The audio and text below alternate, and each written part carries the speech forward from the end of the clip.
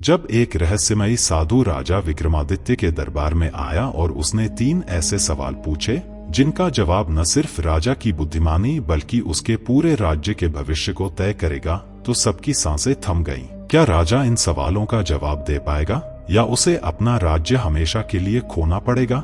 एक ऐसी कहानी जो आपके हर सवाल का जवाब देगी। बहुत समय पहले की बात है, एक प्राचीन राज्य था जिसका नाम अवधपुर था। इस राज्य पर राजा विक्रमादित्य का शासन था, जो अपनी न्यायप्रियता, बुद्धिमत्ता और विवेक के लिए पूरे देश में प्रसिद्ध थे। उनकी प्रजा उनसे बेहद खुश थी और राजा के निर्णयों की सराहना करती थी। राजा विक्रमादित्य ने अपने राज्य में शांति और समृद्धि को बढ़ावा देने के लिए अनेक कल्याणकारी कार्य किए थे। वह प्रतिदिन सुबह दरबार में बैठकर प्रजा की समस्याओं को सुनते और उचित समाधान निकालते थे। एक दिन राजा के दरबार में दूर दूर से आए विद्वान, संत और साधु अपनी समस्याओं और ज्ञान का आदान प्रदान करने के लिए इकट्ठा हुए थे। उसी समय एक बहुत ही तेजस्वी और आध्यात्मिक साधु दरबार में प्रवेश किया। साधु की उपस्थिति से पूरी सभा स्तब्ध हो गई। उसकी आंखों में एक अलग ही चमक थी और उसका व्यक्तित्व अत्यंत प्रभावशाली था। साधु ने सीधे राजा विक्रमादित्य से कहा,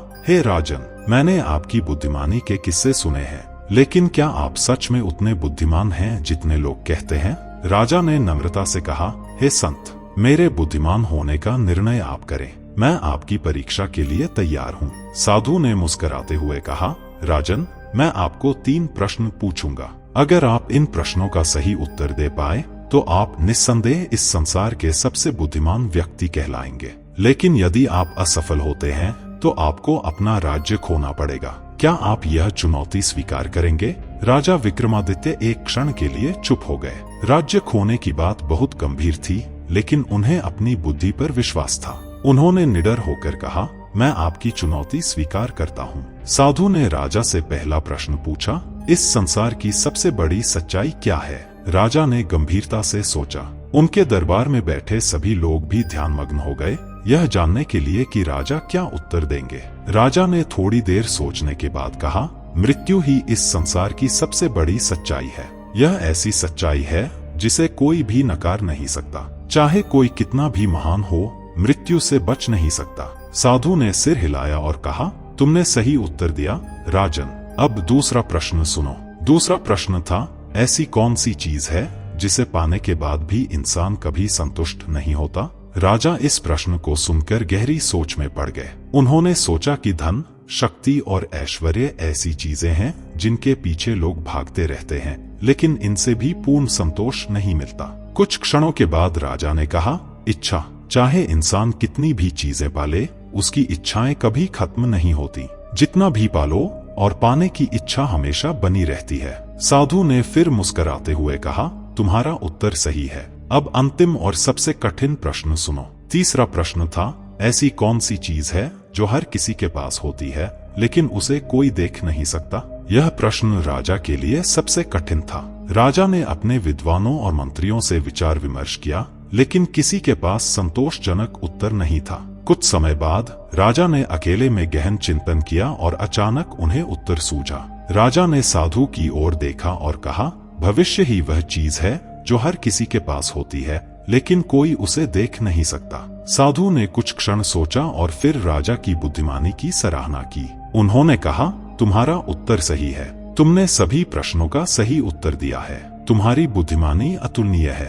राजन। राजा ने साधु की चुनौती को सफलतापूर्वक पार कर लिया था। दरबार में उपस्थित सभी लोग राजा की प्रशंसा करने लगे। साधु ने राजा से कहा, हे राजन, आपने यह सिद्ध कर दिया है कि आप वास्तव में बुद्धिमान हैं। लेकिन याद रखें, सच्ची बुद्धिमानी केवल सवालों का सही उत्तर देने में नहीं, बल्कि उसे विनम्रता और धैर्य के साथ ग्रहण करने में है। राजा ने साधु से पूछा, हे संत, क्या और कोई ज्ञान है जिसे आप हमें प्रदान करना चाहते हैं? साधु ने गंभीरता से कहा, ज्ञान का असली मापदंड यह है कि उसे कैसे उपयोग में लाया जाता है। जो व्यक्ति अपने ज्ञान को केवल अपने लाभ के लिए उपयोग करता है, वह असली बुद्धिमान नहीं है। सच्चा ज्ञान वह है जिसे समाज के कल्याण के लिए उपयोग किया जाए। याद रखें, घमंड किसी भी इंसान का सबसे बड़ा शत्रु होता है। जब भी किसी को लगे कि वह सबसे बुद्धिमान है, तब उसे समझना चाहिए कि वह ज्ञान के रास्ते से भटक रहा है। राजा विक्रमादित्य ने साधु की बातों को ध्यानपूर्वक सुना और नम्रतापूर्वक कहा,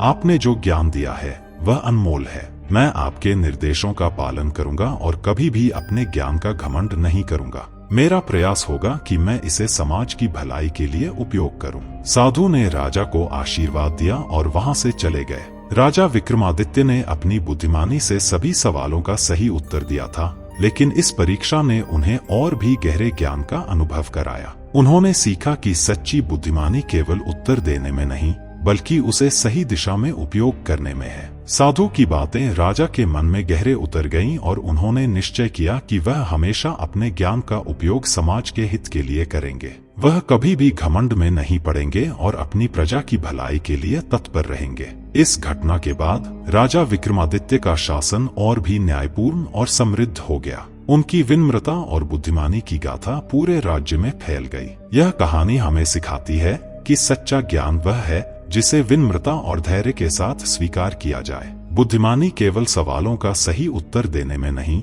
बल्कि उसे सही दिशा में उपयोग करने में है। घमंड से दूर रहकर और समाज की भलाई के लिए काम करना ही असली बुद्धिमानी है।